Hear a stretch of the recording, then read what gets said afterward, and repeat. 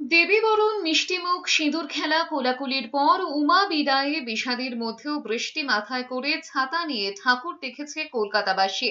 দশমীর সকাল থেকে আকাশের মুখ ভার, দিনভর দফায় দফায় হয়েছে বৃষ্টি। তবে রীতিমাফিক দর্পণে বিসর্জন হয়ে গেলেও ঠাকুর দেখার উৎসাহে খামতি নেই আম জনতার। আর এরপরেই দশমীর বিকেল গড়াতে কলকাতার উত্তর থেকে দক্ষিণের একাধিক বড় ছোট মণ্ডপে মণ্ডপে ভিড় বাড়ছে পাল্লা দিয়ে। আবারও একটা বছরের অপেক্ষা, তাই দশমীর শেষ বেলায় আনন্দ চেটে পুটে ভাগ করে নিতে চেয়েছেন আপামর জনতা।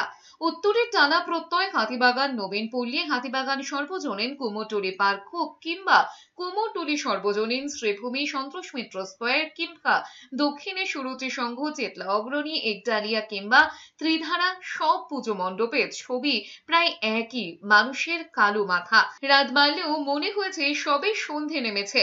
রাজপথে ভিড়কে নিয়ন্ত্রণ করতে কার্যত নাজেহাল হতে হয়েছে পুলিশকে।